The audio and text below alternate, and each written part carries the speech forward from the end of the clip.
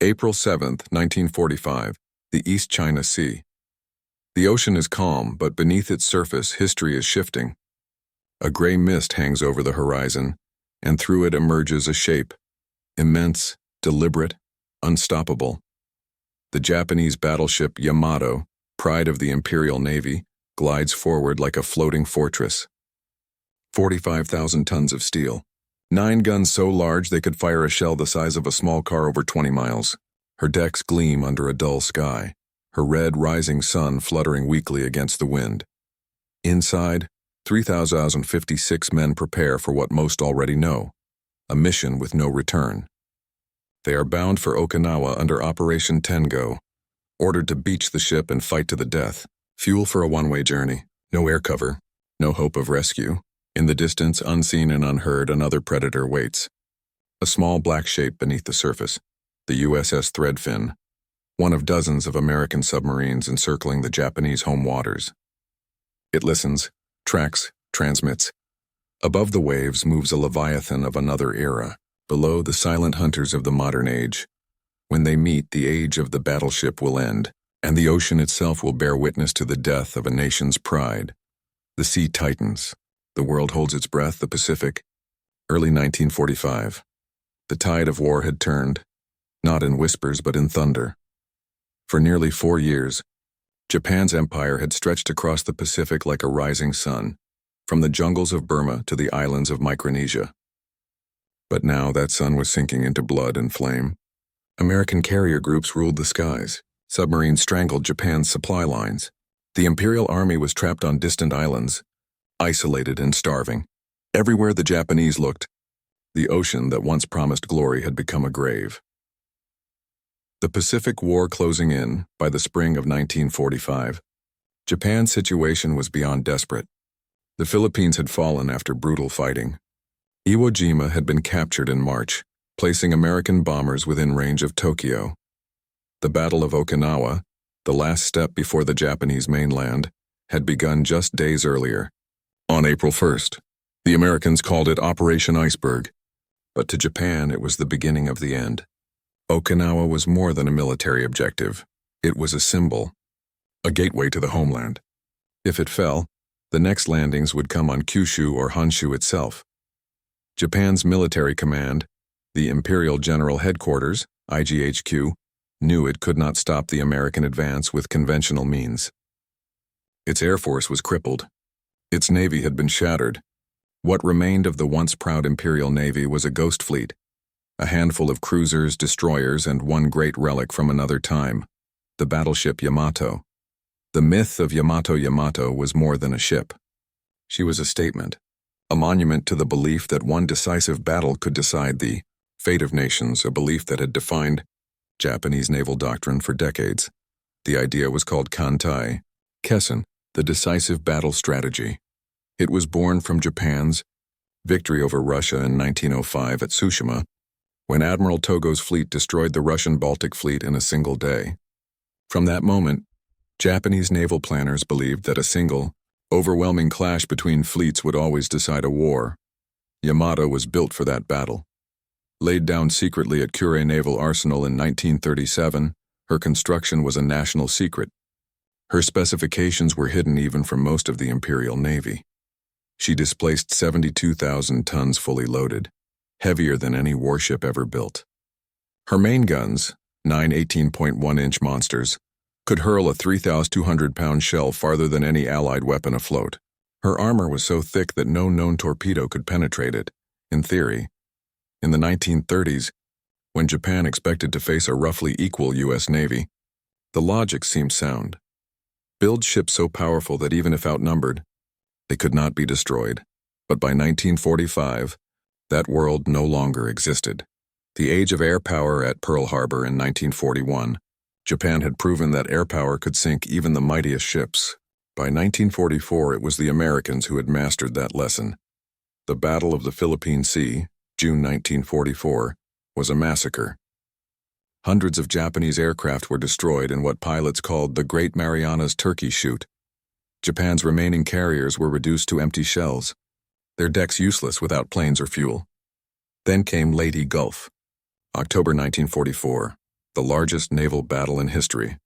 Yamato fought there too, unleashing her enormous guns in the battle off Samar. But the decisive victory never came. Instead, Japan's fleet was annihilated. Carriers, cruisers, and battleships went down under relentless air and submarine attack. After Leyte, Japan's navy ceased to exist as an effective fighting force. By early 1945, only a handful of major ships remained operational. Yamato, her sister ship Musashi, already sunk at Leyte, and a scattering of escorts. The great dream of Kantai-Kessen had died, but the Imperial Navy refused to admit it. A nation in collapse at home, Japan was starving. American submarines had severed its sea lanes, sinking thousands of merchant ships. By March 1945, the nation's oil reserves were almost gone. Civilian factories stood silent. Cities lay in ruins after nightly firebombing raids. The B-29 superfortresses that took off from Saipan and Guam unleashed waves of destruction that burned Tokyo, Nagoya, and Osaka into ash. Millions were homeless, and yet the government continued to promise victory, or at least, honorable death. The emperor's advisors debated how to end the war, but the military clung to one idea: a final, glorious sacrifice that might force the Americans to negotiate. It was not about strategy anymore. It was about pride. Operation Tengo. The final order in early April 1945, with Okinawa under invasion, the Navy conceived one last mission. It was simple and suicidal. Operation Tengo. Yamato and her small escort force on one light cruiser, Yahagi, and 8 destroyers were to sail south from Japan. Their orders: reach Okinawa, beach themselves on the coast, and fight as stationary artillery batteries until destroyed. They would have fuel for only the outbound journey. None for return. Admiral Somu Toyoda, Commander-in-Chief of the combined fleet, issued the order with solemn words, "Let them die an honorable death in battle." Vice Admiral Seiichi Ito, who commanded Yamato's task force, objected at first. He knew it was futile. Without air cover, the fleet would be annihilated long before reaching Okinawa. But the pressure from Tokyo was immense. The army demanded a symbolic act of defiance, a gesture of national spirit. In the end, Ito agreed. The mission was approved on April 5, 1945. Departure, the next day, from Tokuyama. Destination, death. The human element on board Yamato, sailors received the news quietly. Some celebrated, most did not. They were told to prepare for a special mission. Rumors spread quickly. There would be no return. Many wrote final letters. Others carved farewell messages into the ship's steel. In the galleys, cooks prepared feasts with the last of the ship's supplies. In the engine rooms, mechanics checked the massive turbines that would carry them south one last time. One survivor later recalled, "No one spoke of fear. We had been at war so long that death was like an old companion." At dawn on April 6th, the great ship stirred. Her engines rumbled to life, sending tremors through the harbor. She began to move, a gray giant sliding out of the mist, followed by her escorts in formation. Yamato was going to die, and everyone aboard knew it. But there was one thing they did not know. The Americans were already waiting. For months, U.S. submarines had been patrolling Japan's home waters, guided by decrypted messages from Japanese naval codes. Among them was a submarine named USS Threadfin, SS-410, patrolling near the Bungo Strait, the very exit Yamato would use to reach open sea. The hunters were already in position. The final act of the battleship era had begun, and as the great ship slipped south through the dark water, her fate was already sealed, not by shells or torpedoes yet, but by intelligence, by silence, and by the unseen eyes of the deep, the Sea of Japan, April 6, 1945. The gray hull of Yamato cut through the morning fog like a blade through silk. Her engines, deep and rhythmic, echoed across the water as she left Tokuyama Harbor, followed by light cruiser Yahagi and 8 destroyers. To the men aboard, this was no ordinary sortie. It was a funeral procession in motion. But far beyond their sight, a vast web of American eyes had already found them. The American net by 1945, the United States Navy had perfected one of the most devastating weapons of the war. Not a torpedo, not a bomb, but information. Through the Ultra program, American codebreakers had cracked the Japanese JN-25 naval cipher. Every movement, every fleet order, Every transmission made by the Imperial Navy was being read almost in real time. Japan did not know it, but its greatest secrets were no longer its own. When the order for Operation Tengo was transmitted from Tokyo to Admiral Ito's fleet, it did not vanish into the ether. It was intercepted, decoded, and sent directly to Admiral Raymond Spruance, commanding the Fifth Fleet off Okinawa. The Americans now knew when Yamato would sail, where she would go, and what her mission was. The largest warship in history was steaming into a trap she could not escape. The Silent Hunters, the U.S. Navy's submarine arm, known informally as the Silent Service, had already transformed the Pacific War. From 1942 onward, American submarines had methodically destroyed Japan's merchant shipping, strangling the empire's supply of oil, steel, and food. By early 1945, Japan's merchant fleet had been reduced by nearly 90%. Now the submarines had a new role: scouts. They were ordered to patrol the home waters around Kyushu, the Bungo Strait, and the East China Sea, watching for any movement of the remaining Japanese fleet. Two submarines in particular, USS Threadfin, SS-410, and USS Hackleback, SS-295, were on stations south of Kyushu, near the narrow channel Yamato would need to pass through to reach open water. Their mission was simple: detect, report, and shadow. They were not to engage, not yet. Their task was to keep Yamato under surveillance until the main American strike force could be brought to bear. As Yamato's formation approached the strait in the early afternoon of April 6th, the submarines were waiting. Contact at 1:44 p.m. USS Threadfin's radar operator picked up faint blips, multiple large contacts moving fast. Bearing south, Captain John Pope raised his periscope briefly through the rolling waves. And there she was, a massive gray silhouette against the mist. The sight was unmistakable. Even from a distance, Yamato's size was surreal. Pope immediately sent a contact report by encoded radio. Enemy battleship believed Yamato with escorts, southbound through Bungo Suido. Minutes later, Hackleback confirmed the sighting. The trap was set. Those brief transmissions, lasting seconds, carried the death sentence of a battleship once thought invincible. The response. When Admiral Spruance received the message aboard his flagship, USS Indianapolis, he acted instantly. He ordered the Fast Carrier Task Force, Task Force 58, to prepare for an all-out strike. Under Vice Admiral Mark Mitcher, this armada was the most powerful naval force ever assembled: 11 aircraft carriers, 6 battleships, 11 cruisers, and dozens of destroyers. Together they controlled over 1,000 aircraft, including Hellcats, Avengers, and Helldivers. Within hours of the submarine's report, pilots were briefed. Fuel tanks were filled, torpedoes armed. The coordinates were locked in.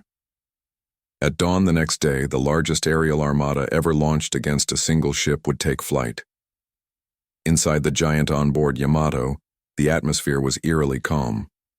The men knew nothing of the submarine shadowing them or the storm gathering beyond the horizon. Vice Admiral Seiichi Ito maintained silence over the radio to avoid detection, unaware that detection had already occurred. In his cabin, he sat with Rear Admiral Kosaku Ariga, Yamato's captain, reviewing charts that showed Okinawa still nearly 300 miles away. Fuel remaining, enough for one day's voyage. Air cover, none. Ito's expression was grim. He had commanded fleets and survived battles, but never had he led men on a mission with no chance of return. Still, his orders were absolute. Proceed to Okinawa. Around him, life aboard continued as normal. Sailors cleaned the decks. Mechanics checked the turbines. Anti-aircraft gunners ran drills they knew they might never use again. In the galley, men ate quietly, their bowls of rice mixed with the last of the ship's pickled vegetables. No one spoke of home. The American advantage. What Yamato's crew could not see was how completely the nature of war had changed around them. By 1945, battleships, once symbols of naval supremacy, had become targets, not tools. A single aircraft carrier could project power hundreds of miles beyond the horizon. A submarine could track and strike undetected from beneath. Technology had replaced mass. Information had replaced armor. Yamato's guns could reach 25 miles, but American aircraft could strike from 250.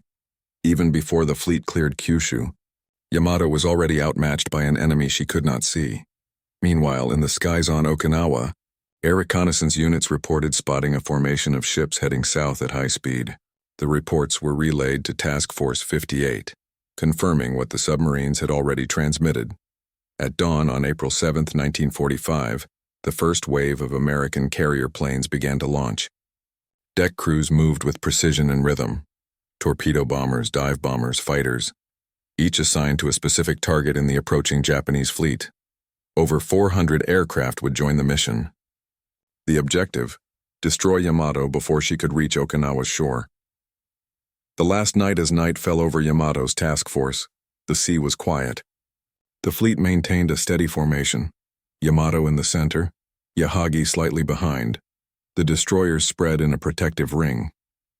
The ship's radar operators scanned the skies, but detected nothing. The Americans had not yet struck. Many sailors stood on deck watching the dark horizon, feeling the sea air against their faces, knowing it might be their last breath of night. Inside, letters were finished.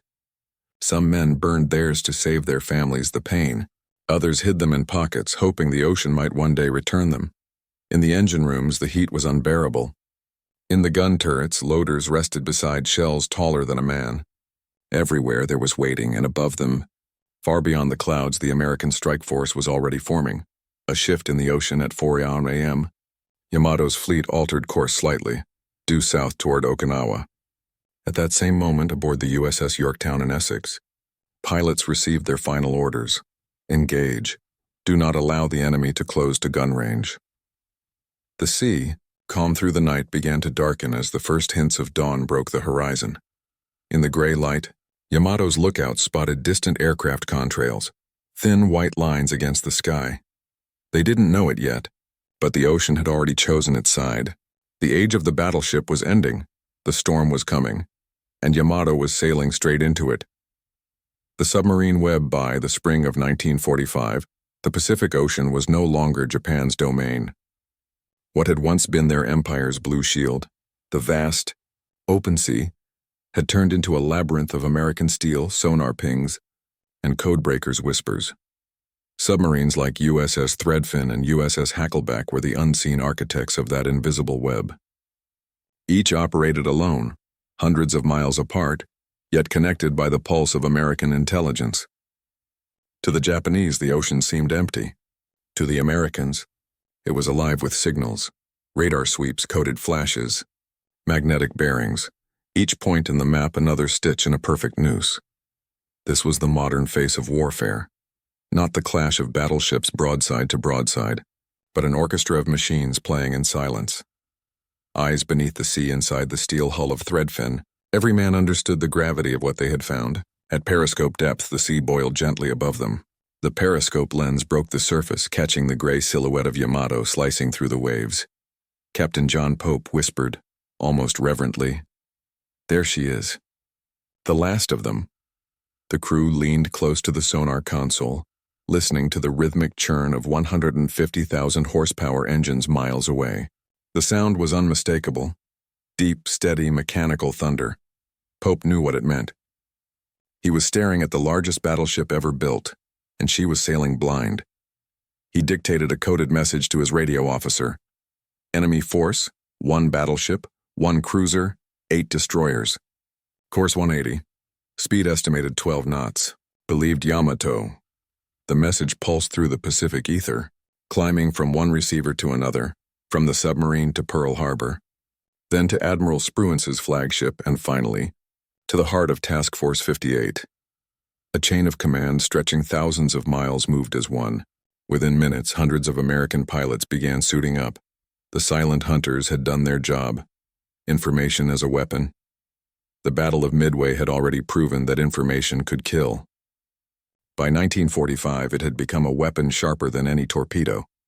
American cryptanalysts at Station Hypo, led by Joseph Rochefort and his successors, had turned the once impenetrable JN-25 code into an open book. Every Japanese message, from routine logistics to fleet orders, passed under American eyes. Yamato's voyage, Operation Tengo, was known within hours of its issuance. The Americans knew the ship's route, formation, departure time, and even its fuel limitations, Japan's greatest warship built in secrecy and pride, was walking into battle already exposed. What Admiral Ito believed to be surprise was, in truth, an illusion maintained only by silence. But silence could no longer hide him from radar. Not from sonar, not from the code breakers. War had evolved into a chess match, and Japan was playing blindfolded. Admiral Spruance's countermove. When the decoded message arrived aboard USS Indianapolis, Admiral Raymond Spruance remained calm as always. He was a strategist, not a showman. He studied the report, then issued his quiet directive. Yamato is to be intercepted. Task Force 58. Full readiness. That single sentence set into motion the might of the world's most powerful navy. Across the decks of 11 American carriers, sailors began preparing aircraft. Grumman F-6F Hellcats, Curtiss SB-2C Helldivers, Grumman TBF Avengers. Fuel lines hissed. Mechanics shouted over roaring engines. Armorers loaded 2,000-pound bombs and Mark 13 torpedoes. Admiral Mark Mitcher, commanding Task Force 58, issued the operational order. Primary target, enemy battleship. Engage at maximum range. Return only when confirmed sunk. The most advanced carrier strike. Group ever assembled was now pointed, squarely at a single ship. It was no longer a battle between equals. It was an execution planned by mathematics.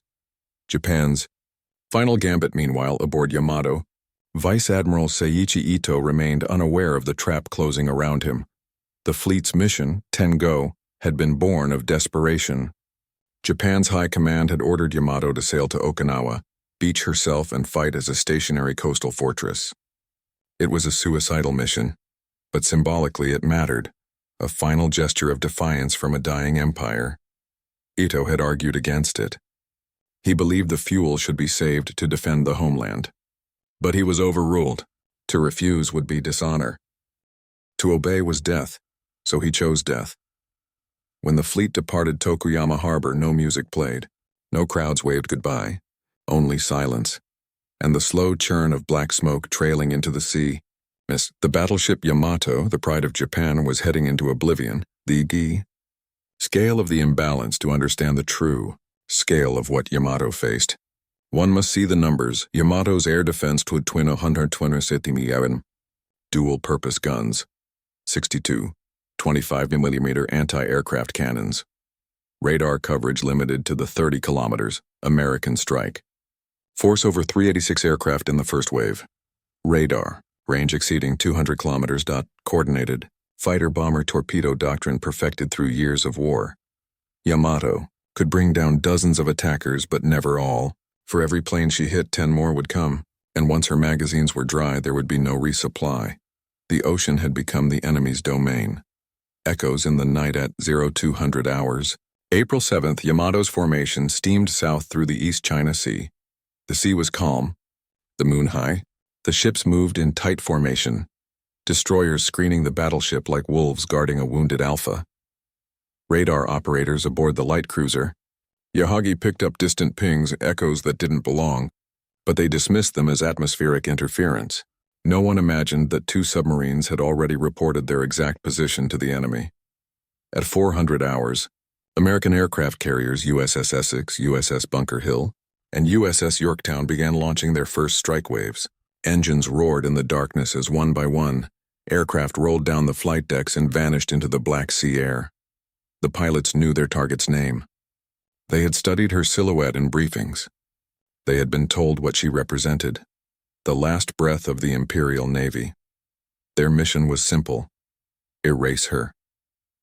The weight of symbolism even before the first American plane appeared on radar. Yamato's voyage had already transcended strategy. She was no longer just a battleship. She was a monument to everything Japan once believed it could be. Launched in 1940, built in total secrecy at Kure, her construction had consumed the labor of tens of thousands. Her 18.1-inch guns, the largest ever mounted on a warship, could fire 3,200-pound shells over 26 miles. Her armor was nearly half a meter thick. She was supposed to be invincible, but technology had outpaced her. In less than 5 years, the sky had become deadlier than any sea. Now, As she steamed south under the weight of her own grandeur, the ship that once symbolized dominance had become the embodiment of obsolete glory. Her officers understood this, yet they stood by their posts because Yamato's death, they believed, might buy their nation one more day of dignity. Admiral Ito's reflection. In his private quarters, Ito wrote his final notes by lamplight. He knew he would not see Okinawa. He knew the Americans would strike before sunrise. But he also knew the symbolism mattered. For morale, for honor, for the history that would come after. He had once been a student of Mahan, of naval theory and the balance of power. He understood that battleships were relics of a previous age. But Japan's war ideology did not allow for theory, only sacrifice. He sealed his letter to his wife and placed it in a tin box labeled, "To be found if the sea allows." Then, he went to the bridge. The horizon was beginning to glow with the first hint of dawn. Meanwhile, above the clouds at 0600 hours, 280 miles to the south, the first wave of American planes leveled off in formation. Each squadron leader checked coordinates, fuel, and weapons. They flew low, just above the water, to avoid early radar detection. The sun rose behind them, turning the sea into a field of molten gold.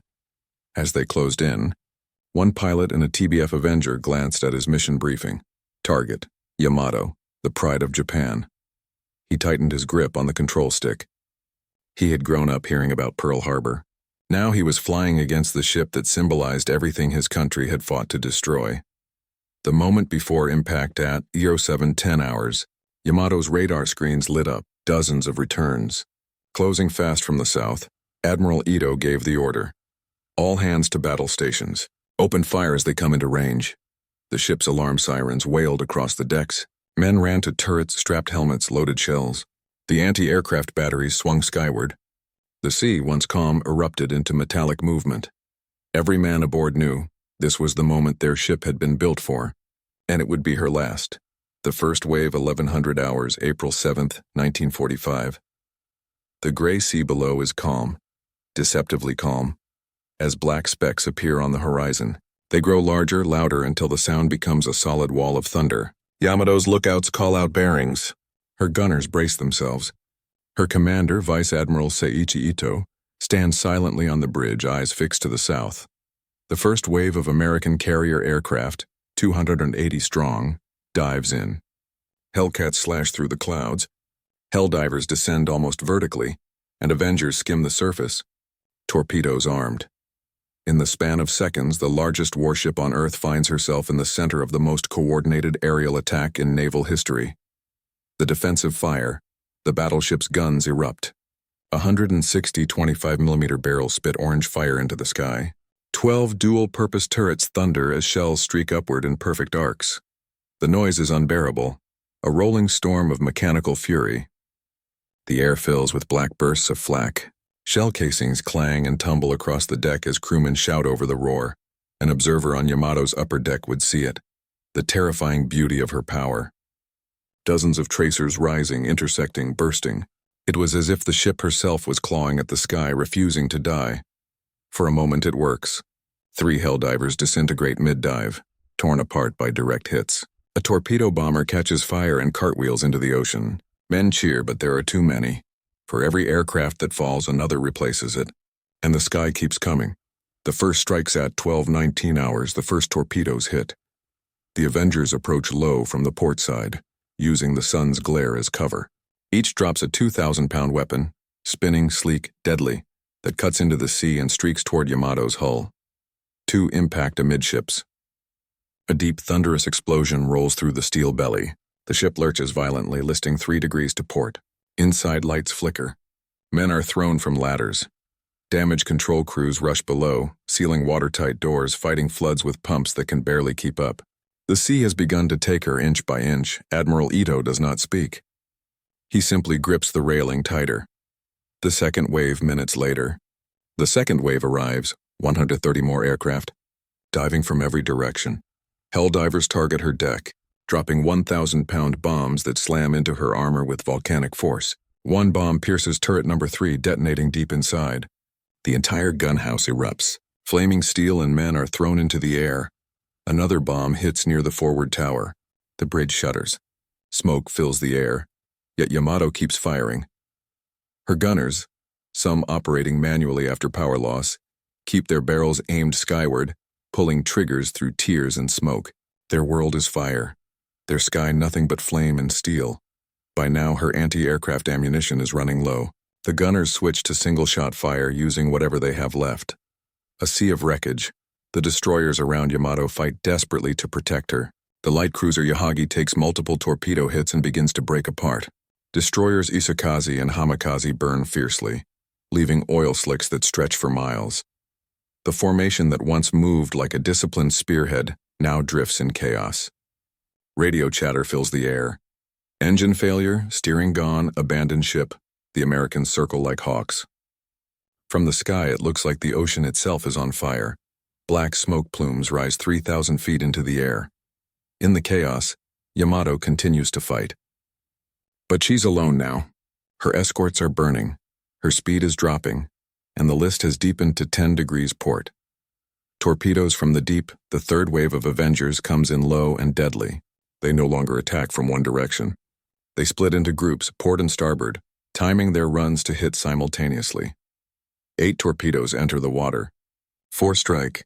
2 detonate directly under her port engine rooms. The explosions rip through the hull, tearing open her armor belt.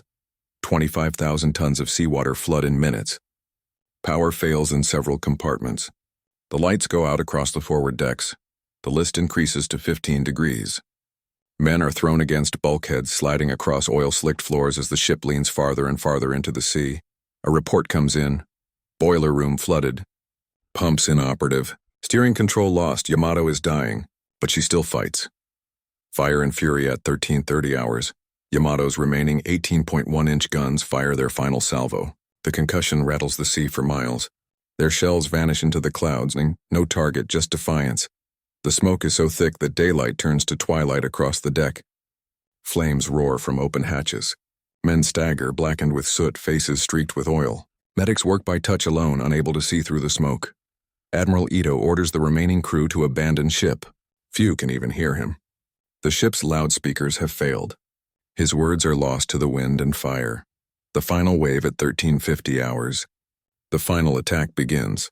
Dozens of American torpedo planes close in, attacking from Yamato's starboard side, the one she had raised to counterbalance the flooding. It's a calculated strike. They hit where she's weakest. 4 torpedoes find their mark. 2 explode directly under her magazines. The blast tears through the ship's core, igniting stored ammunition.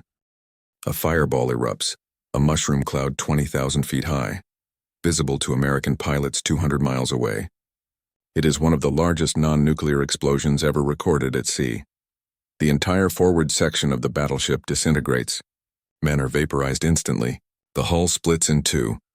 At 14:05 hours, the great battleship Yamato capsizes. Her bow rises skyward. For a brief, haunting moment, the rising sun flag flutters above the chaos. Then she slips beneath the waves, swallowed by the sea she once ruled. Silence. After the storm, the sea closes over her remains. Oil, wreckage, and bodies drift across the surface. Flames burn for hours. Out of a crew of more than 3,000, only 269 men are pulled from the water by Japanese destroyers. The rest, Admiral Ito, Captain Ariga, and nearly the entire crew, vanish beneath the East China Sea. In just 2 hours, the largest warship ever built had been destroyed by air power alone. The age of the battleship was over. Forever. The shockwave across Japan. When news of Yamato's loss reached Tokyo, even the military censors could not contain the despair. The symbol of Japan's invincibility had been erased in a single afternoon. In the imperial palace, the silence was said to be suffocating. Emperor Hirohito reportedly stood without speaking for several minutes after hearing the report. Even the most loyal admirals understood. There was nothing left to fight with. The fall of Yamato marked more than a military defeat. It was the death of an era, the collapse of a dream built on iron and illusion. The waves that closed over Yamato did not merely bury a ship. They buried the last hope of a navy, a nation, and an entire philosophy of war. But the destruction of Yamato was not the end of the story. It was the beginning of a reckoning. because in the weeks that followed, both sides would face the consequences of what this single event meant for the future of naval warfare and humanity's understanding of power itself. The Sea of Death. The East China Sea was still burning long after Yamato was gone. Oil fires floated on the surface like black mirrors. Charred debris, life jackets, torn planks, twisted steel thunder drifted among the waves. The cries of survivors faded hour by hour, carried away by wind and salt. To the Americans circling above, the sight was both awe-inspiring and terrible. From the cockpit of his Helldiver, Lieutenant Commander John Jack Kelly described it simply. There was no ship left, only a wound in the ocean. In the distance, Japanese destroyers darted among the flames, rescuing what few remained. Everywhere else was silence. The largest battleship ever built, the pride of a naval empire, had vanished beneath the sea in just over 2 hours, but what no one yet realized was that this single event had changed the future of warfare. New kind of power. Yamato's death was not merely the loss of a ship. It was the symbolic death of a belief that armor and guns could decide wars. For centuries, power at sea had meant the same thing. The largest ship, the thickest armor, the biggest guns. That idea had ruled since the days of Trafalgar, from Nelson to Tsushima. But on April 7, 1945, in the space of a few hours, it became obsolete. The world's most powerful battleship had never fired a shot at her enemy. She was sunk not by ships, but by aircraft launched hundreds of miles away. She never even saw her killers. In that moment, naval warfare shifted irreversibly. The age of the aircraft carrier had begun. American eyes from the sky from the flag bridge of USS Bunker Hill, Admiral Mark Mitcher received the first confirmation of Yamato's sinking. Radar operators reported a massive explosion. Reconnaissance aircraft returned with photographs, a towering mushroom cloud, and then nothing. Mitcher simply nodded. No celebration, no cheering, only a quiet acknowledgement. He understood what had just happened. A ship that had taken 5 years to build, 70,000 tons of steel, and the entire might of Japanese industry, had been destroyed in a single afternoon by machines smaller than her gun barrels. In his log, he wrote only 4 words. Yamato sunk. Mission complete. A battle without opponents. The engagement had been one-sided from the start. Yamato had no air cover. Her radar was primitive. Her anti-aircraft firepower, though massive, lacked centralized fire control. Against her stood Task Force 58, 11 carriers, 9 battleships, 16 cruisers, and over 60 destroyers. It was the most powerful naval formation in history, but what truly decided the battle was not numbers. It was the integration of technology, radar coordination, air reconnaissance, code breaking, and real-time communication. While the Japanese relied on courage and steel, the Americans relied on information. And in the modern world, information wins wars. The invisible weapon, intelligence. The story of Yamato's sinking began long before the first torpedo hit her hull. It began in dark rooms in Hawaii, Melbourne, and Washington, where cryptanalysts pored over Japanese radio traffic. Operation Tengo had been deciphered even before Yamato left port. Every movement, every communication, every formation report, the Americans knew it all. By the time Yamato was halfway to Okinawa, U.S. Navy submarines were already shadowing her. Their positions were fed into Admiral Mitcher's strike plan. Every American aircraft launched that morning had precise coordinates before even taking off. It wasn't luck that doomed Yamato. It was mathematics. Admiral Ito's decision back aboard Yamato, hours before the end, Admiral Seiichi Ito had already sensed the inevitable. He had refused to turn back. He had refused to surrender. He had been told by his staff that air attacks were approaching. He simply replied, "All ships prepare to engage. Continue to Okinawa. There was no point in retreat. The fleet's fuel would not allow it. To turn back would mean drifting helplessly at sea, waiting to be found and sunk anyway." So Ito stayed his course, knowing he was leading his men to their deaths. Witnesses said he stood calmly on the bridge, smoking his pipe as bombs exploded around him. He did not move even as fragments tore through the steel bulkheads. When the end came, he refused to abandon ship. In that act and quiet, fatal and resolute, the entire Tragedy of Japan's war could be seen. The end of battleship. Doctrine Yamato's death confirmed what some naval strategists had predicted since 1941, that the aircraft carrier, not the battleship, would dominate modern war. The lesson had begun at Pearl Harbor, where Japan had proven the power of naval aviation. It ended with Yamato, where Japan learned what it had created. Within a few short years, nearly every major navy would scrap or mothball its battleships. The colossal guns that once defined maritime power became museum relics. The carrier, the submarine, and later the missile would inherit the ocean. In many ways, Yamato's destruction was not just a military defeat, it was a technological revolution. The human cost, yet, amid the talk of doctrine and technology, the human loss was staggering. Of the 3,056 men aboard Yamato, only 269 survived. Every one of them carried stories of horror. Men burned alive in engine rooms, trapped under flooded compartments, or thrown into oil fires that spread across the water. Survivors described the sea itself catching fire. Those who lived were rescued by the few remaining destroyers, only to find their homeland collapsing behind them. In Japan, families received no official notification. The Navy suppressed news of the sinking for weeks. It was too catastrophic, too symbolic, too final. The irony of invincibility. Yamato had been built on a single belief, that Japan's strength lay in quality over quantity.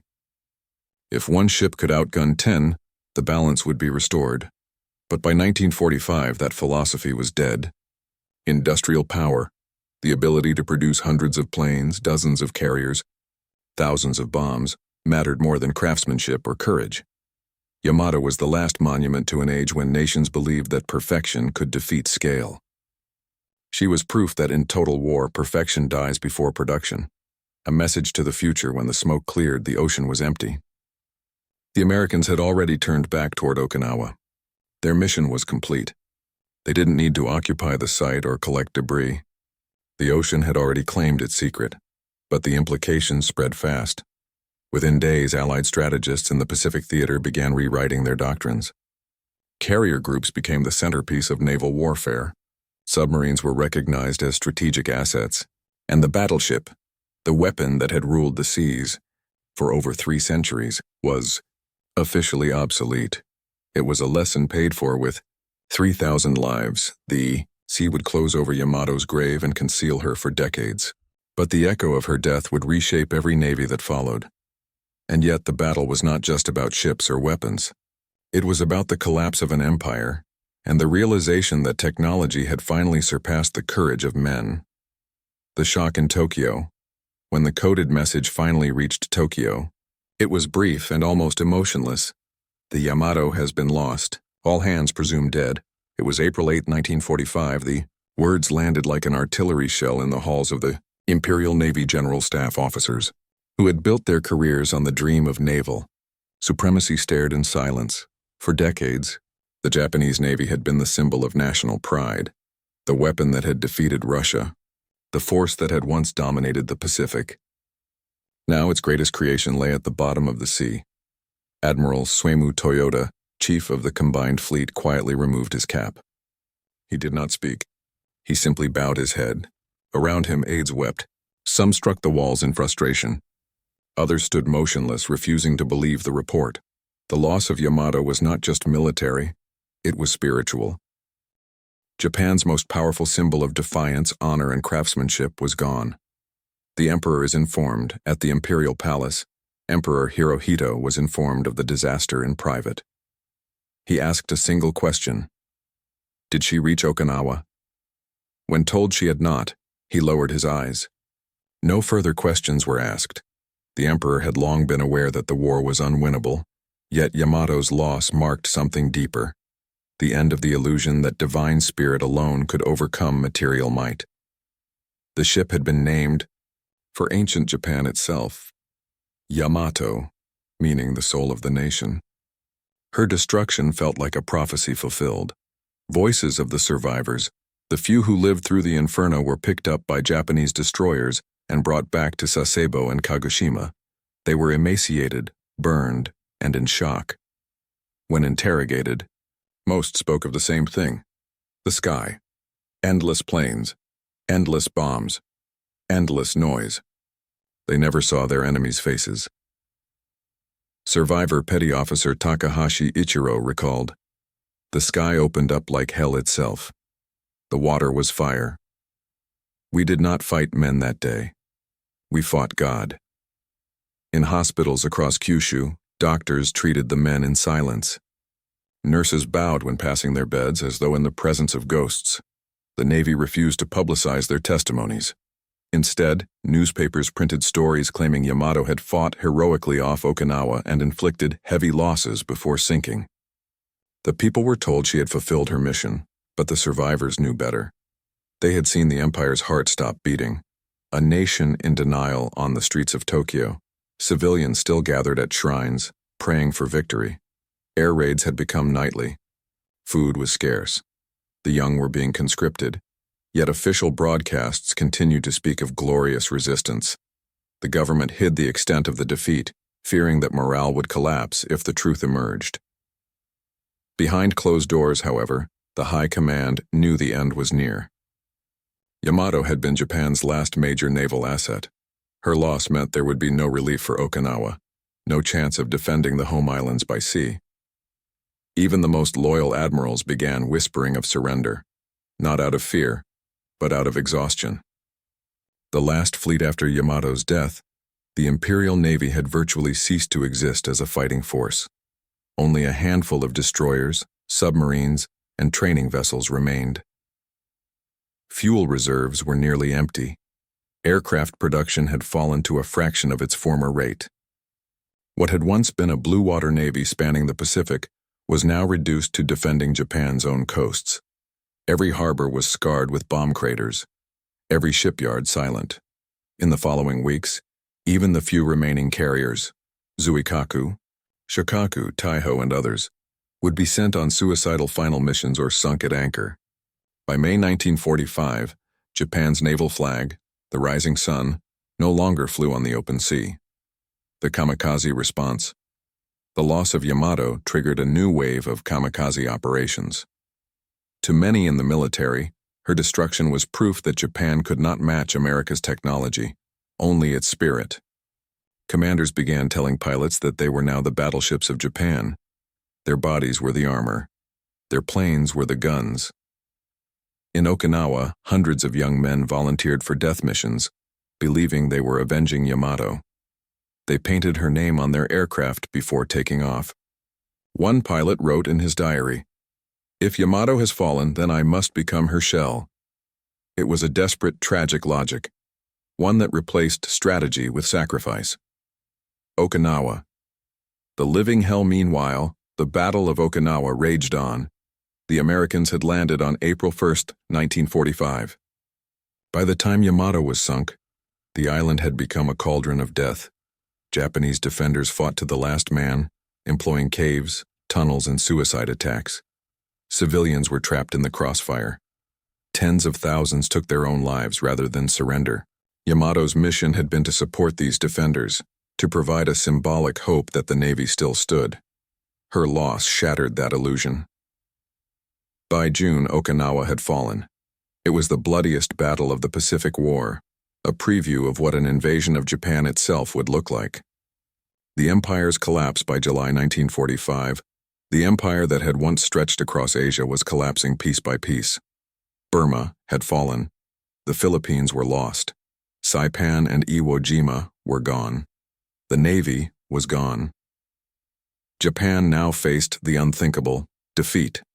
And yet the government still clung to one hope, that if they inflicted enough casualties, the Americans might negotiate.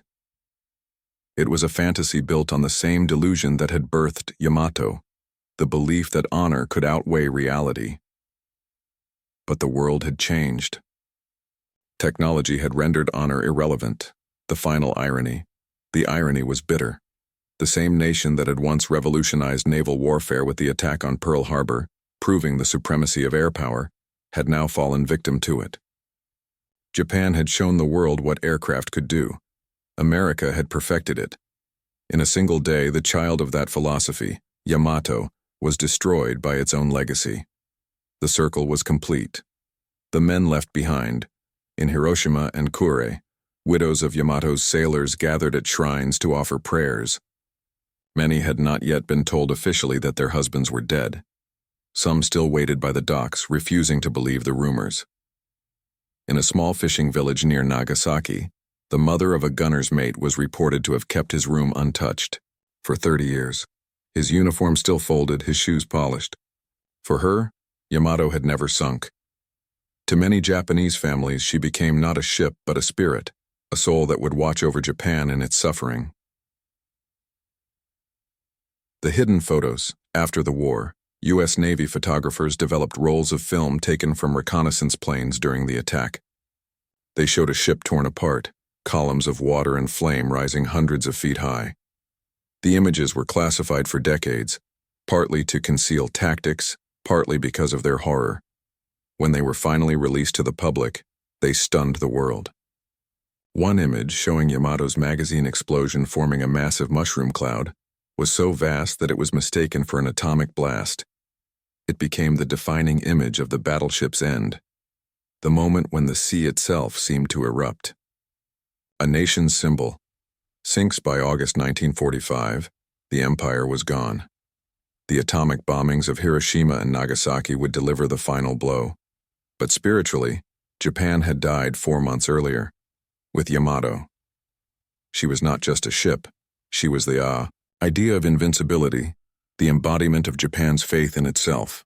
When she sank, that faith went with her. Admiral Chester Nimitz later said, "The Battle of the East China Sea was more than the end of a ship. It was the end of an age." The Empire's last breath on August 15, 1945, Emperor Hirohito's voice was broadcast to the nation, the first time his subjects had ever heard it. He spoke softly in formal Japanese, saying the war must end to pave the way for a great peace.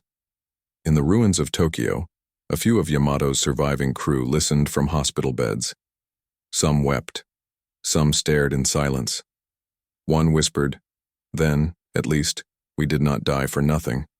For the first time in its history, Japan had no empire, no fleet, and no illusions left. But among the ashes, the legend of Yamato began to grow, a legend of tragedy, pride, and the beauty of something too perfect for the world it was born into. Silence over the East China Sea. For weeks after the sinking, the waters southwest of Kyushu remained eerily still. Fishermen avoided the area, claiming the sea there still burned. Oil slicks floated for miles, thick, rainbow-colored trails marking where the pride of the Imperial Navy had vanished. No wreckage floated long. Most of Yamato's massive hull had gone down in one piece, leaving only shards of twisted steel planks and bodies. By the time American patrol aircraft returned days later, only the shimmering stain of oil remained. It was as if the sea had closed its mouth around a secret. The vanishing of a legend. In the days following the disaster, Tokyo's censors moved quickly. Official broadcasts spoke vaguely of a large naval engagement near Okinawa. There was no mention of Yamato by name.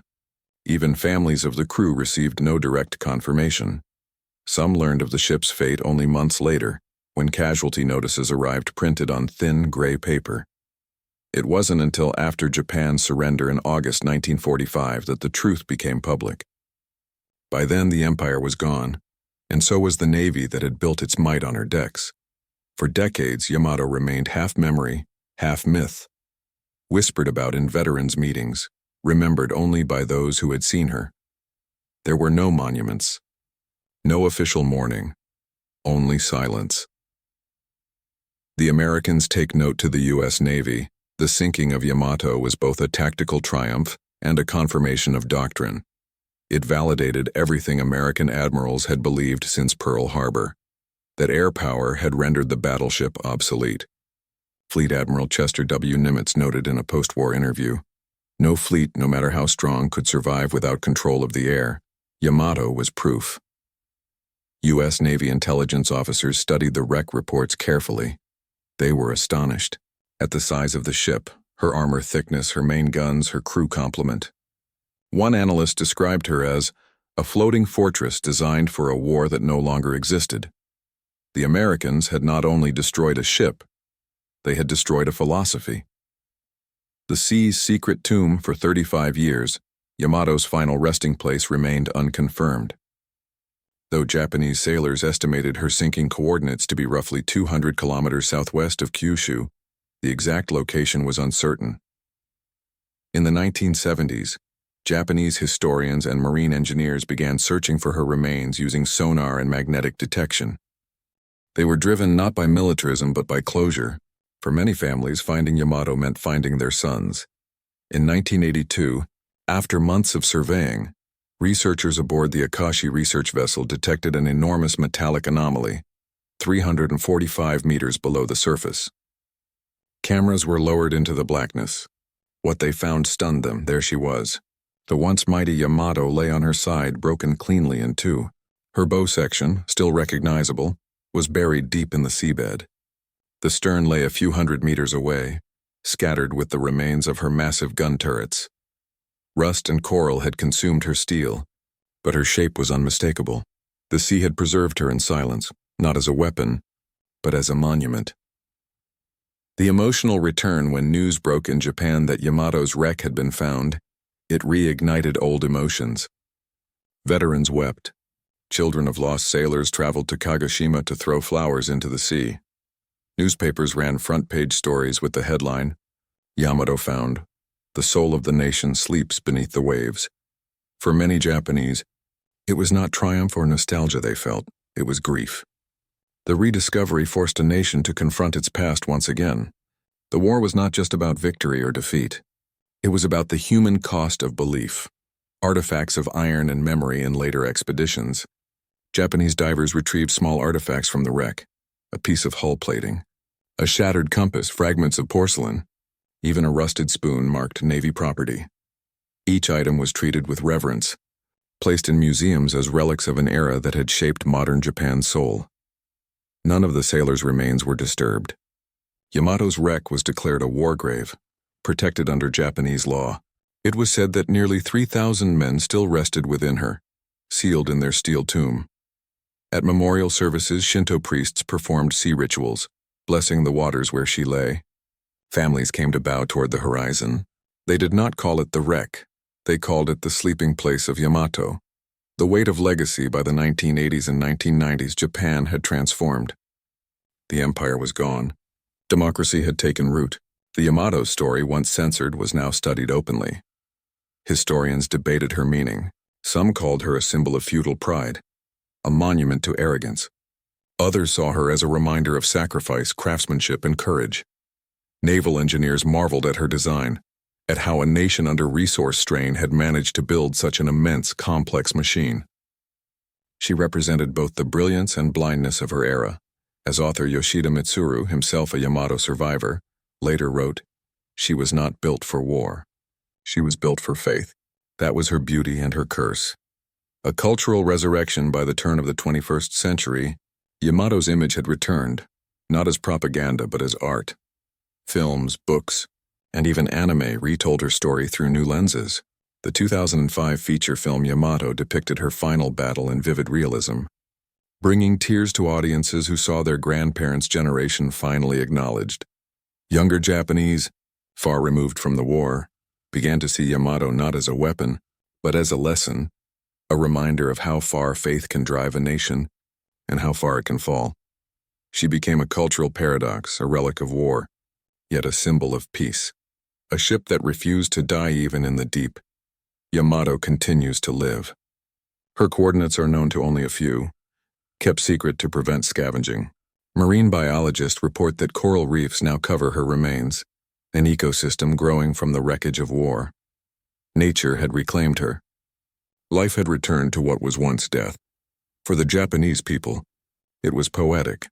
The ship built to embody destruction had become a cradle of new life beneath the sea.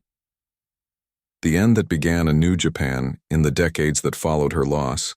Japan rebuilt not just its cities but its identity. The industrial genius that once built battleships turned to cars, ships of commerce and technology.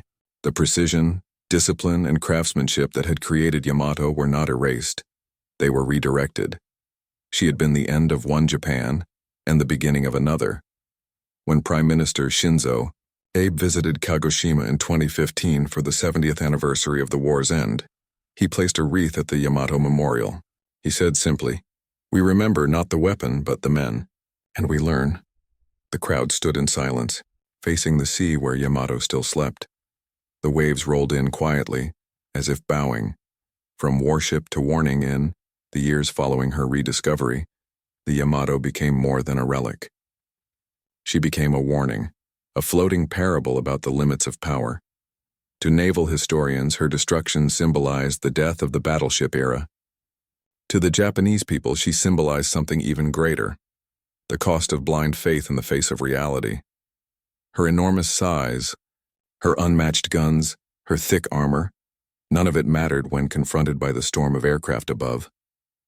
Yamato had been built to fight the War of 1916, not the War of 1945. In this way, she stood as a monument not to victory, but to evolution, proof that warfare, like life, demands adaptation. The lesson was clear. Technology without wisdom leads to ruin. The shadow over battleship design, the destruction of Yamato, reverberated far beyond Japan. In naval academies across the world, her name became shorthand for strategic obsolescence. American, British, and Soviet planners examined her blueprints and concluded that massive battleships were no longer practical. Even before the war ended, construction on most heavy-gun warships had been halted or canceled outright. The United States scrapped plans for additional Iowa-class vessels. Britain's Lion-class and Vanguard successors were quietly shelved. The Soviet Union's proposed super battleship, Project 24, was abandoned before it reached the slipway.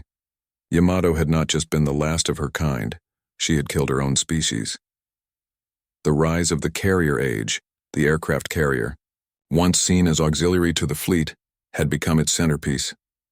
What Yamato could not do in a day, a handful of carrier decks could achieve in an hour.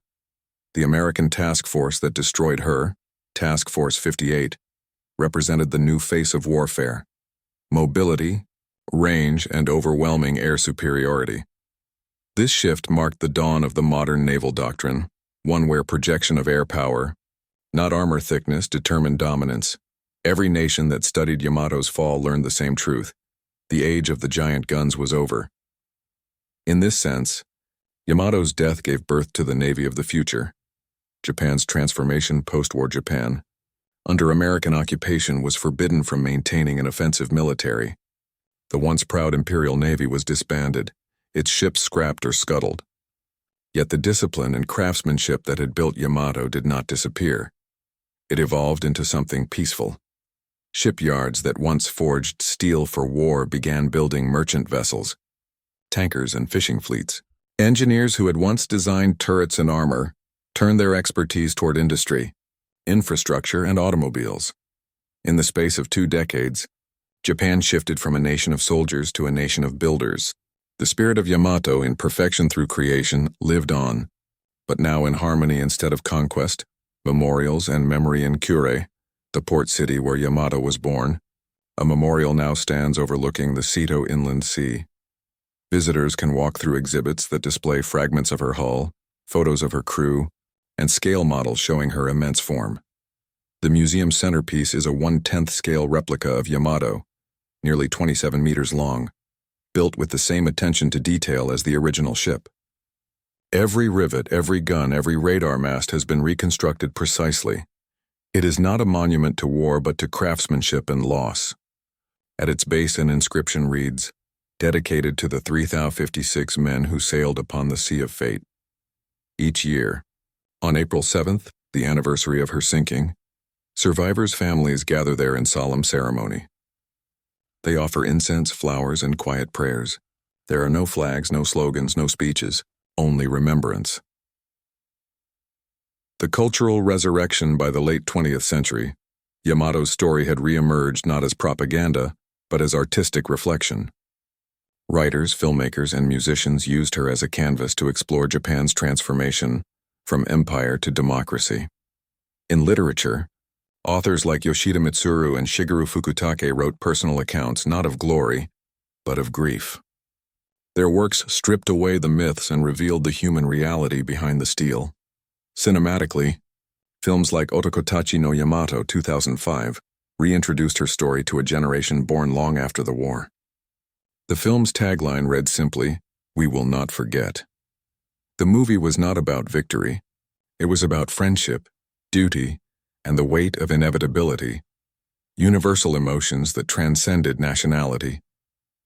In this way, Yamato's legacy evolved from that of a warship to that of a mirror, reflecting both Japan's past mistakes and its enduring humanity, a symbol of rebirth. Perhaps the greatest irony of all is that Yamato, once a symbol of militarism, is now a symbol of peace. In modern Japan, her image appears in museums, documentaries, and even popular culture, not to glorify but to remind. To younger generations, she represents resilience, the ability to rebuild after total destruction.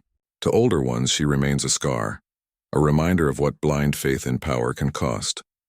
When the 2015 3D sonar mapping of her wreck was completed, revealing her full silhouette resting peacefully on the seabed, it stirred emotions across Japan.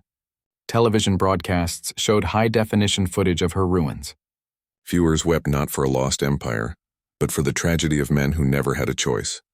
The Echo. Beneath the waves today, at a depth of over 340 meters, Yamato lies quietly, embraced by darkness. Her once brilliant steel has turned to rust, her guns now home to coral and fish. But divers who have visited her report an uncanny presence. The shape of her massive bow still proud, still unmistakably regal. They say that even in ruin, she radiates dignity. Japanese maritime authorities prohibit disturbance of the site, but occasional robotic surveys capture haunting imagery. A shattered gun turret, a collapsed pagoda mast, and the curved outline of the hull that once symbolized the might of a nation.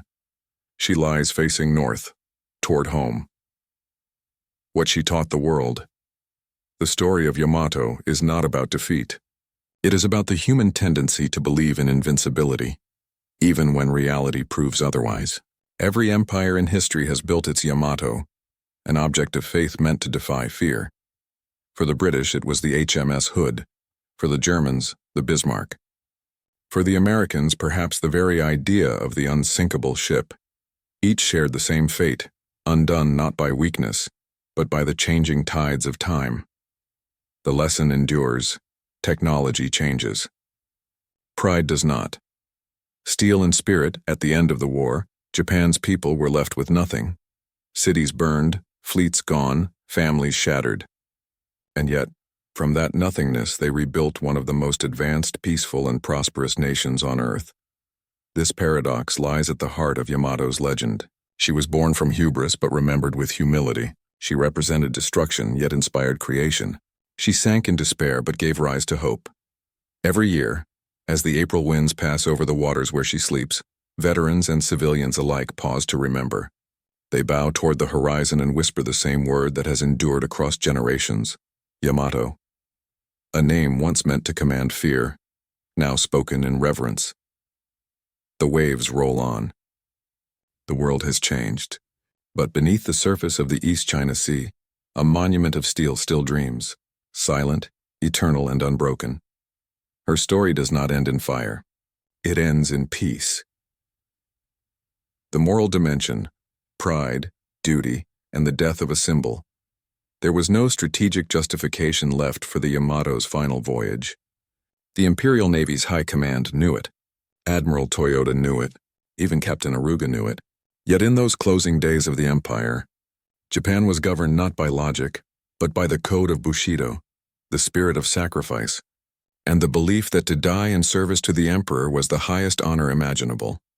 To the military elite, Yamato was not a weapon anymore. She was a statement, a final defiant roar against the inevitable. Her destruction would not save Japan, but it would preserve its image of valor, if only for a moment longer. Inside the ship, this ideology ran deep. Crewmen bowed before stepping onto her decks. Letters were written to families, sealed and left in lockers. There was a silent acceptance, and they were sailing toward death, and that death carried meaning. To Western eyes, it was madness. To them, it was honor. But beneath that honor lay tragedy. For many of the young sailors on Yamato, the code of sacrifice was not a choice. It was an obligation. The Imperial Navy's propaganda had taught them since childhood that the Emperor was divine, that to die for him was to die in purity. The result was a ship full of men too loyal to resist, too proud to surrender. Aruga himself embodied this contradiction. A seasoned officer, he had once commanded destroyers and lived through fierce naval battles. But by 1945 he knew what awaited them. He called the mission hopeless in his private journal. Yet he obeyed the order anyway. The spirit of Yamato was no longer about survival. It was about symbolism. And that symbolism was not lost on the Americans. To the U.S. Navy, Yamato represented everything the Pacific War had fought to destroy: imperial arrogance, militaristic pride, and the belief that courage could overcome technology. Her end would mark not just the death of a ship, but the death of an era. The enemy's perspective, the American response. While Japan's naval command prepared its final act of defiance, U.S. intelligence was already one step ahead. The American codebreakers, operating under the Magic Intercept program, had cracked Japan's naval communications months earlier. Every major transmission about the Yamato's sortie was detected, decrypted and relayed to Admiral Raymond Spruance, commander of the Fifth Fleet. When the Americans learned of the plan, they did not respond with panic or caution. They responded with calculation. Spruance's orders were cold and surgical. Destroy the Yamato before she can reach Okinawa. To accomplish this, he assembled an airstrike force unprecedented in scale. 4 aircraft carriers, USS Essex, USS Bunker Hill, USS Hancock, and USS Bennington, prepared over 400 aircraft for the mission. It would be a coordinated strike, timed with precision, guided by radar and reconnaissance planes. Unlike the Japanese, who saw Yamato as a glorious martyr, the Americans saw her as an obsolete target. A relic of old warfare, the U.S. Navy no longer fought battleship to battleship. It fought with machines and mathematics, altitude, formation, payload, and fuel efficiency. As the fleet moved to intercept, American submarine patrols positioned near Kyushu detected the sound of Yamato's engines. They reported it to Task Force 58. At that moment, the world's largest battleship was being hunted by invisible enemies. Every signal she sent was intercepted. Every movement was tracked. She had become the most famous ship in the Pacific, and also the most doomed. The inevitable collision of eras. Yamato's voyage symbolized the collision between 2 ages of warfare, the age of battleships and the age of air power. When she was conceived in the late 1930s, the ocean was ruled by massive gun platforms, ships that traded shells over the horizon. The battleship was a nation's pride, the ultimate symbol of power. But by 1945, the skies had claimed dominance. Aircraft could strike hundreds of miles away, rendering armor and artillery obsolete. Yamato represented everything Japan had once believed in: craftsmanship, industrial pride, and the warrior's will to endure. The American carriers represented the new world: mobility, technology, and the relentless march of efficiency. When the two met in the East China Sea, it would not be a battle of equals. It would be a funeral for an entire philosophy of war. And deep within Yamato's armored citadel, 3,000 men braced for that funeral. They did not know it yet, but they were sailing into history's final naval requiem. The time had come for the decisive confrontation, the hour when the ocean would ignite. The last sonar pings from American submarines echoed through the sea. The coordinates were locked. The U.S. fleet was already airborne. The hunt had begun. April 7, 1945. 8 hours, the East China Sea lies beneath a gray, shifting veil. The morning air is still cold, with thin wisps of fog floating low over the waves. To the west, the Yamato, escorted by the light cruiser Yahagi and 8 destroyers, cuts through the water at 22 knots, full speed. The massive ship's engines rumble with a deep metallic rhythm, vibrating through every deck. Her bow rises and falls like the breathing of a sleeping giant. But above the clouds, unseen by those below, death is already moving. From 4 American carriers in Essex, Bunker Hill, Hancock, and Bennington, nearly 400 aircraft rise into formation. The sky darkens with the shapes of F-6F Hellcat fighters, SB-2C Helldiver dive bombers, and TBF Avenger torpedo bombers. Each pilot knows their target. Primary objective: Battleship Yamato. Secondary, any vessel still afloat. Radar operators aboard the carriers track the Japanese task force, relaying continuous updates to the strike groups. By 0823, radar contact confirms the position, 90 nautical miles north of Okinawa. The hunt is precise, cold, methodical. 10 hours, contact on board Yamato. The crew stands ready at battle stations. The air defense teams grip their controls, staring up into the sky's emptiness. They hear the alarm first, long, mournful wails echoing across the steel decks. Then through the haze, they see them, specks on the horizon, dozens, then hundreds, glinting in the sun. The world's largest battleship has become the world's largest target. Captain Aruga shouts orders through the intercom. All anti-aircraft batteries, open fire on sight. Prepare for evasive maneuvers. The Yamato's 25mm guns erupt in a wall of flame. Tracers streak upward, thousands of glowing bullets clawing at the sky. The ship's massive secondary batteries thunder, their shells exploding among the incoming aircraft. But it is too late. The first wave of American planes dives from above, shrieking downward like falcons. Bomb bay doors open. The first strike at 10:45 a.m.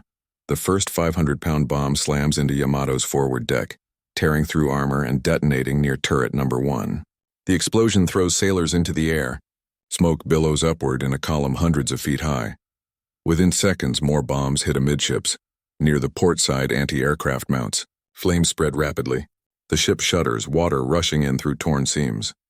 The Avenger torpedo bombers come next, swooping low, skimming the sea's surface. Each carries a Mark 13 torpedo, 600 pounds of explosives designed to shatter armor. They attack in coordinated groups from both sides. Yamato's gunners pivot frantically, but the swarm is too large, too fast. At 10:50, the first torpedo hits the port side near the engine room. Then another, and another. The ship lurches violently to port. Water floods in. Crewmen tumble across decks slick with oil. Still the engines keep turning. The ship refuses to stop. 11 hours. The sky burns by now. More than 300 American aircraft circle above like vultures. The air is filled with smoke, tracer fire, and the roar of engines. Yamato's anti-aircraft crews fire until their guns melt, until their ammunition runs out. Many never stop firing, even as their positions are consumed by fire. At 11:07, another bomb penetrates near the aft magazine. The shockwave rips open the deck. Flames roar upward like a living thing. The ship's fire control systems fail one by one. Communication lines are severed. Captain Aruga's orders no longer reach half the ship. Still, Yamato fights. Her 18.1-inch guns, though useless against aircraft, fire blindly into the sky, each blast shaking the horizon. The sound echoes like the heartbeat of a dying god. The final torpedoes at 12 p.m. The third wave arrives.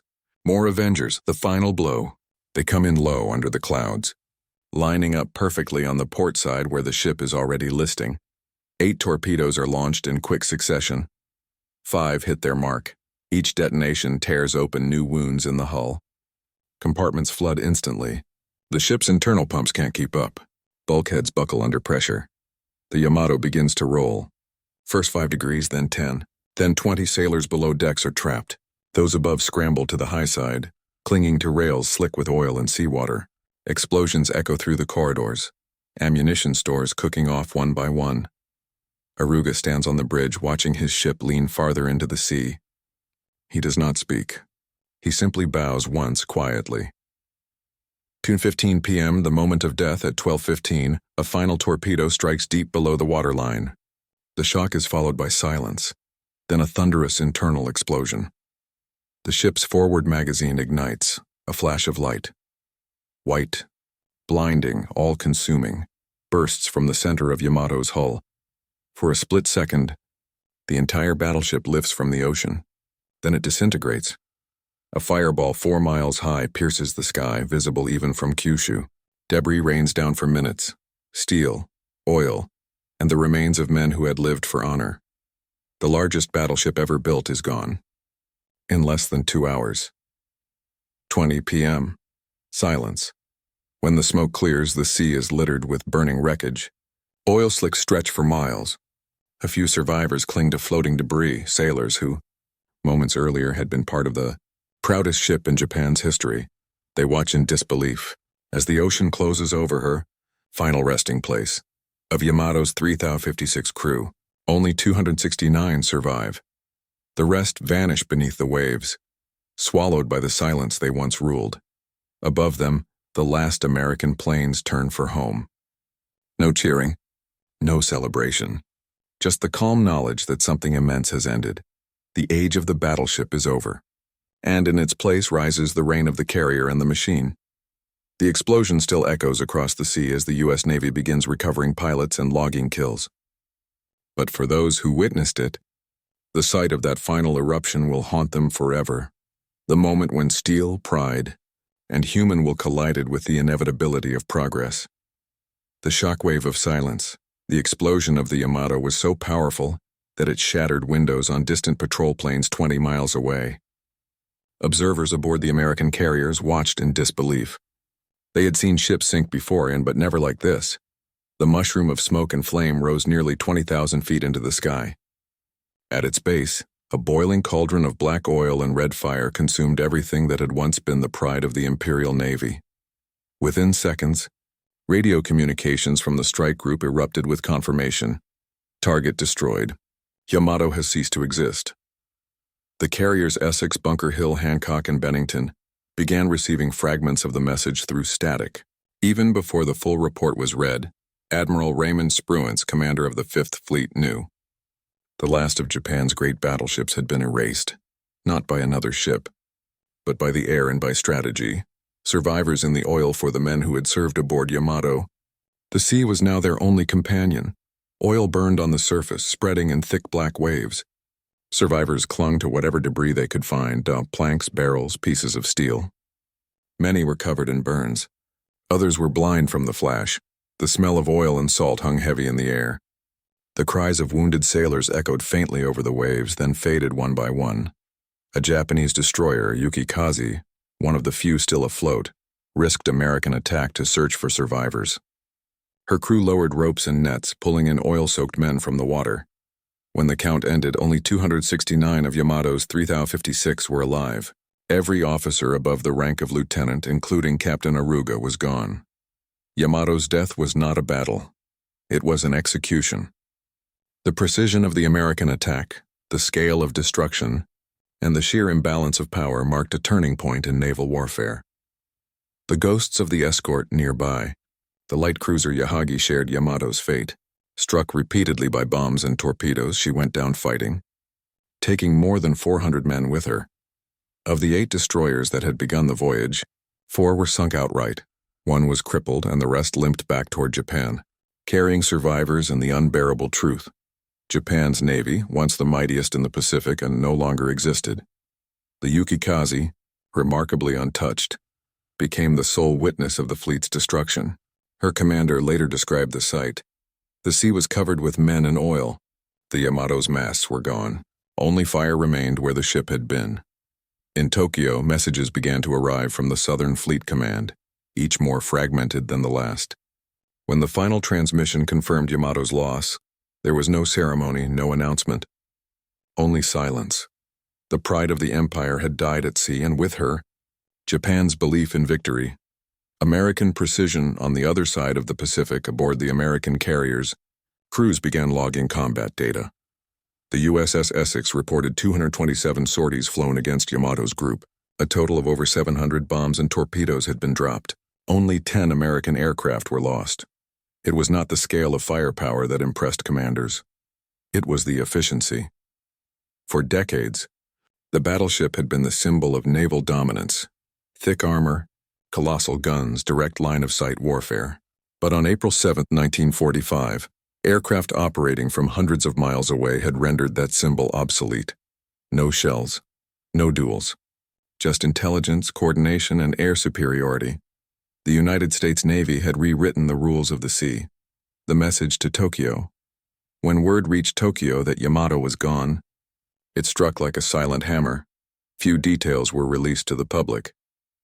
Official reports referred to heavy damage sustained and heroic sacrifice. But among the high command, the truth was known. The Imperial Japanese Navy, once the pride of the nation, was now a ghost fleet, crippled beyond recovery. The loss of Yamato was more than the loss of a ship. It was the symbolic death of an empire built on the myth of invincibility. To Admiral Toyota, who had authorized the mission, the news came with grim acceptance. He knew Yamato had never stood a chance, but orders had been orders, and Japan's military doctrine demanded sacrifice, not survival. Operation Tengo had achieved nothing. Okinawa remained in American hands, the invasion continued, and Yamato's destruction had not even slowed it. The turning of the tide.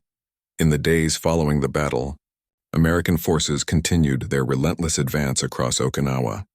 For Japan, there were no more grand fleets to deploy, only remnants, submarines, kamikazes, and shattered pride. Historians would later describe Yamato's final sortie as the last charge of the samurai spirit. Noble, but futile. But to those who watched it from above, it was something else. The undeniable proof that the future of warfare no longer belonged to steel giants. The age of air power, fast, flexible, devastating, had begun. In Yamato's death, the world saw the death of an era.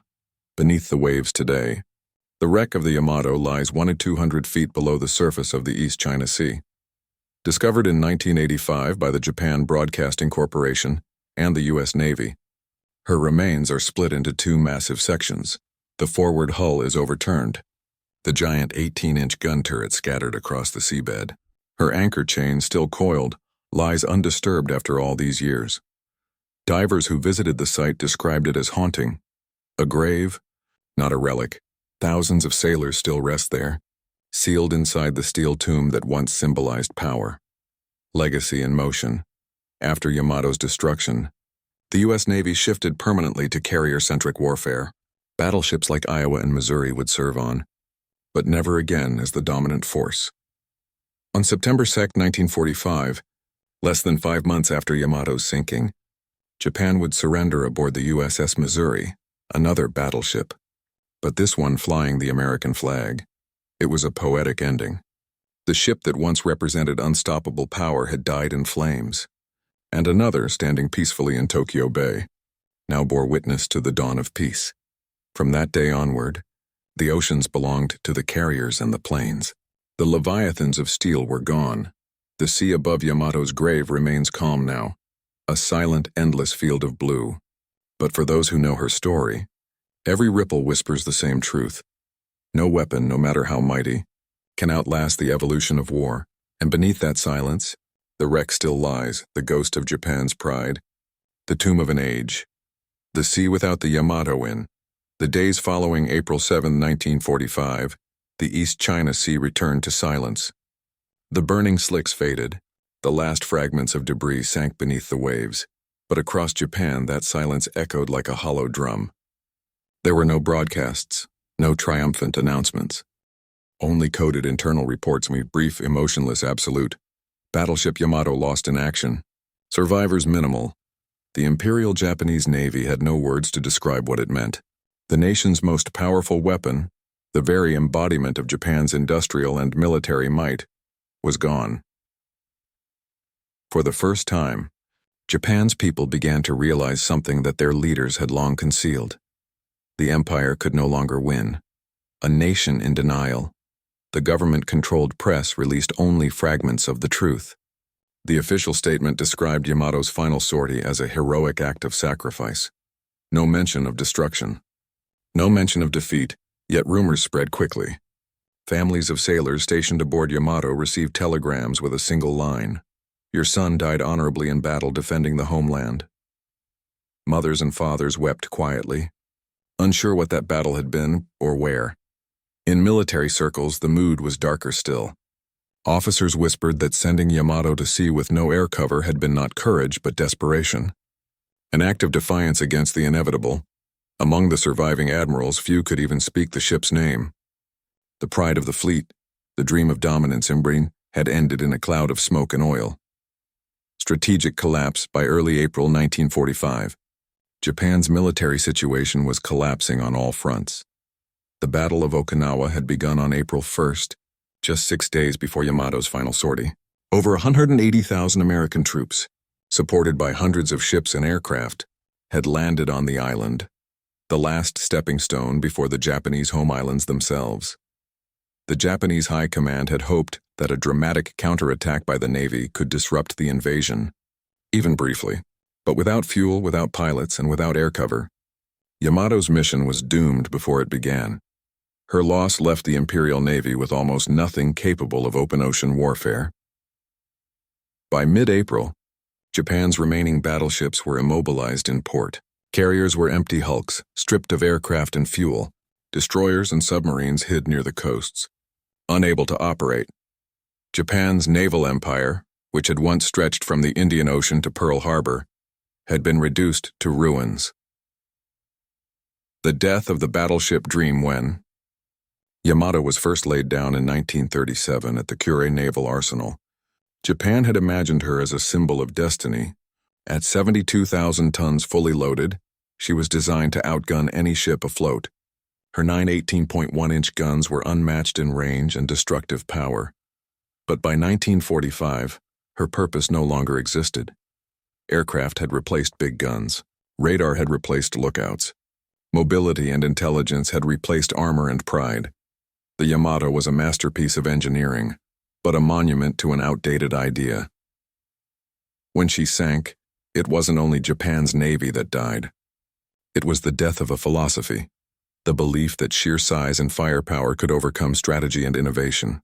Okinawa. The final fortress, meanwhile, on the ground in Okinawa, the battle raged on. American Marines and soldiers fought through caves, ridges, and fortified positions manned by Japanese defenders willing to fight to the death. Overhead, kamikaze planes hurled themselves at U.S. ships with terrifying frequency. For Japan, Okinawa was no longer just a battle. It was the symbol of the homeland itself. Every bomb, every suicide attack was meant to delay the inevitable invasion of the home islands. But Yamato's failure sealed the truth. Japan could no longer project power beyond its shores. The Imperial Navy could not protect the skies, could not stop the invasion, and could not alter fate. The American naval blockade around Japan tightened. Merchant ships were sunk daily. Starvation loomed, and in Tokyo the War Cabinet began to fracture. Within the War Cabinet, Prime Minister Kantaro Suzuki had replaced Kuniaki Koiso in April 1945, inheriting a government on the verge of collapse.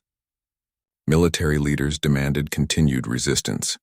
Others, quietly, began to advocate for surrender, but none could speak openly while Emperor Hirohito remained silent.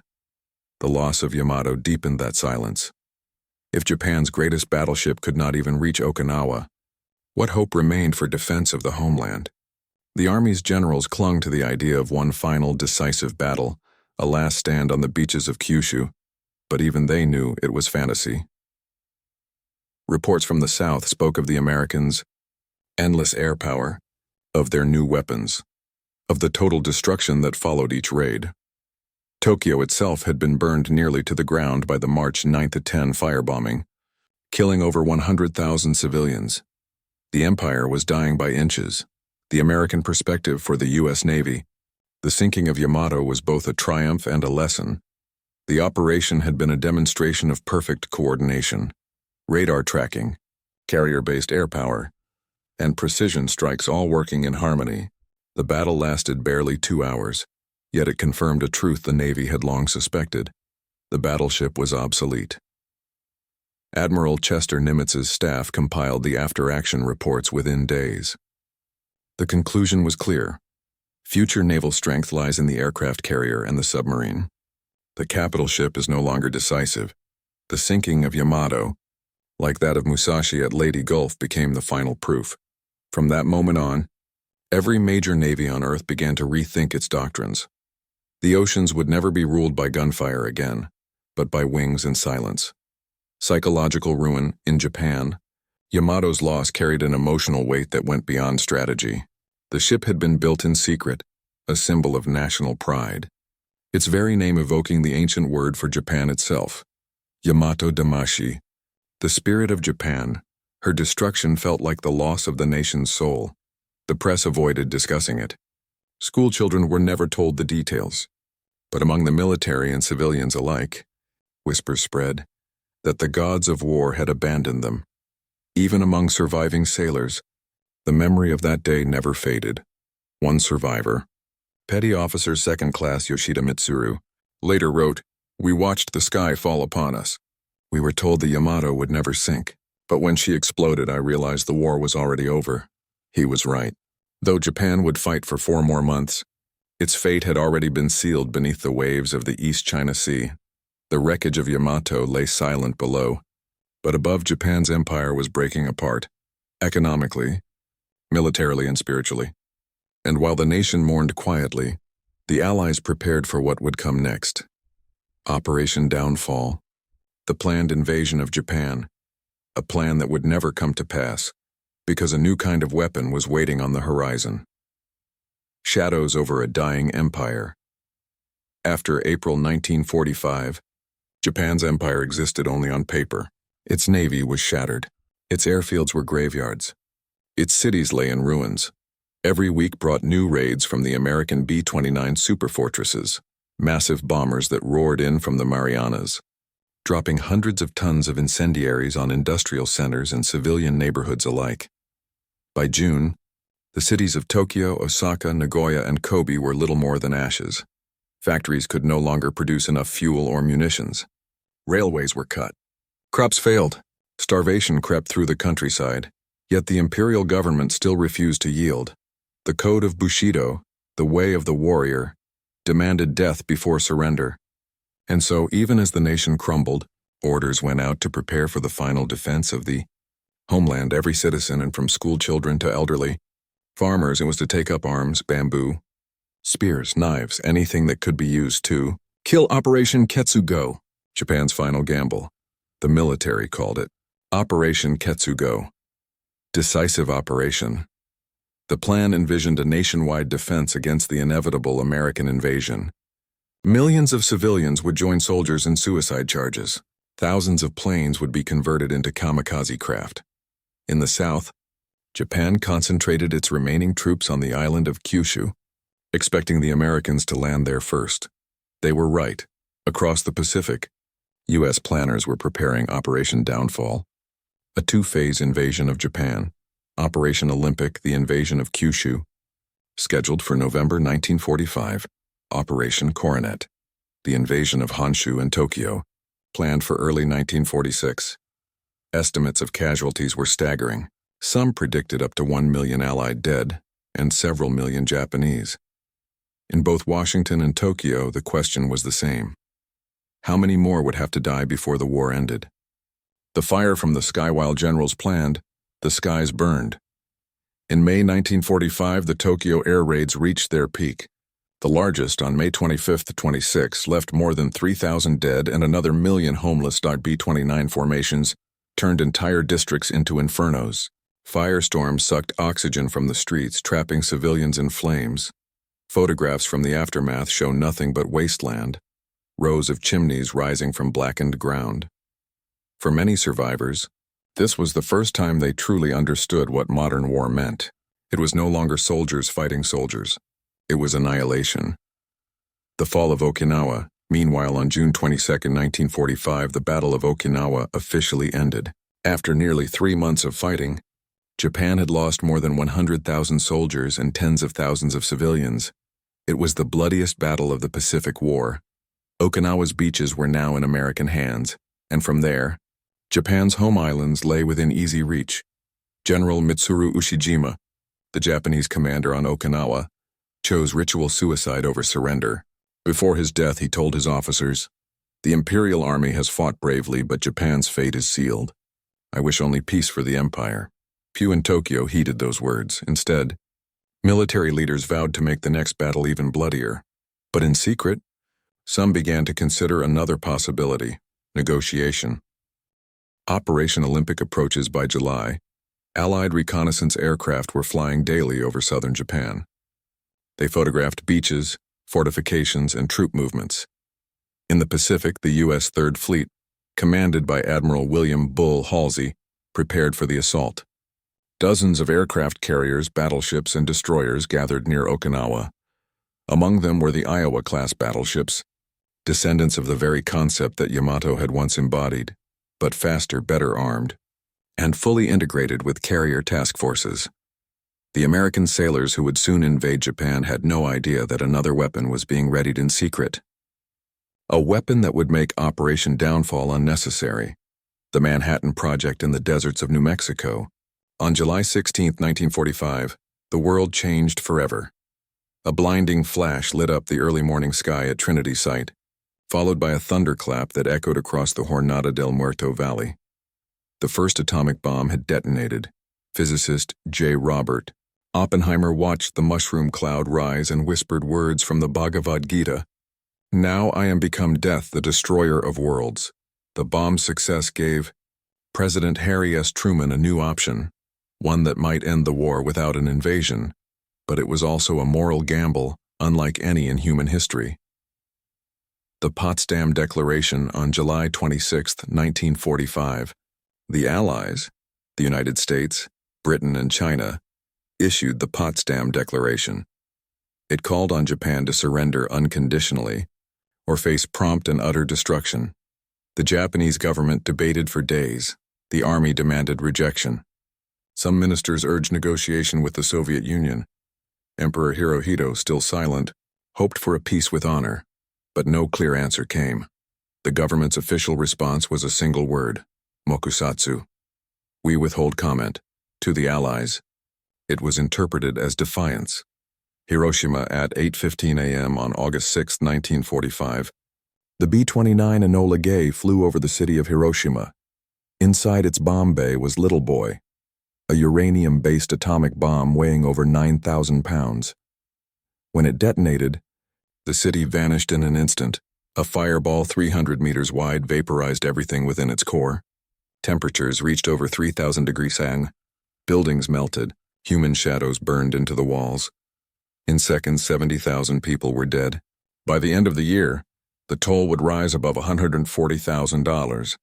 Japan's military still refused to surrender. Nagasaki 3 days later. On August 9th, the B-29 Boxcar dropped the second atomic bomb, Fat Man, over Nagasaki. The explosion was even more powerful, leveling the city's industrial valley. Another 70,000 lives were lost. That same day, the Soviet Union declared war on Japan and invaded Manchuria, destroying Japan's last armies on the Asian mainland. There was no longer any hope. The emperor speaks on August 10th. Japan's government finally met in emergency session. For the first time in history, Emperor Hirohito intervened directly. He told his ministers, "Continuing the war will mean the ruin of the nation and the destruction of the people. I cannot bear to see my innocent subjects suffer further." His decision was absolute. On August 15, 1945, the emperor addressed the Japanese people by radio. It was the first time his voice had ever been heard by his subjects.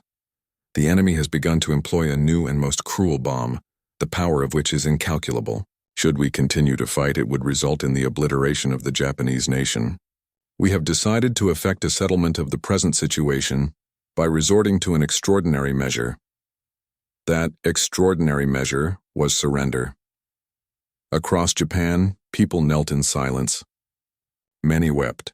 Others took their own lives, unable to accept defeat. But the war, the most destructive in human history, was finally over. The legacy of Yamato in. The months that followed, Allied occupation forces landed across Japan. American officers entered Tokyo Bay aboard the battleship USS Missouri, where the instrument of surrender was signed on September 2, 1945. Not far from that ship's bow lay the wreck of Yamato.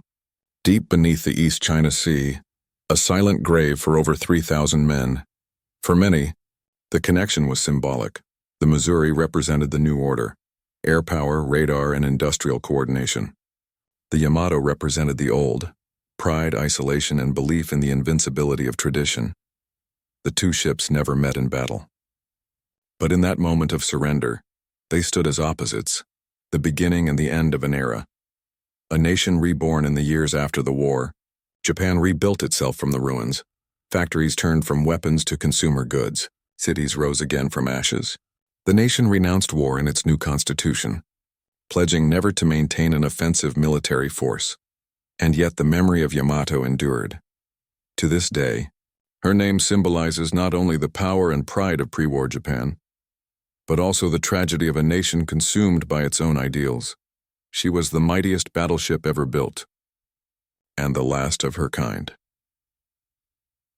Epilogue: The Spirit of the Sea in 1985. Japanese oceanographers located the wreck of Yamato, resting upright nearly 1,000 feet below the surface. Her massive bow was torn apart. Her guns lay silent, pointing toward the surface. When images of the wreck were shown to surviving crewmen, many wept. One former sailor said softly, "We believed Yamato could not sink." But in her death, she taught us that even steel and pride cannot stand against the future. The ocean had kept her secret for 40 years, but in the end, Yamato's story was not one of victory or defeat. It was a story of transformation, the moment humanity crossed from the age of iron to the age of atoms. And as long as the sea remembers her name, so too will the world remember the day the spirit of Japan went down with the sun.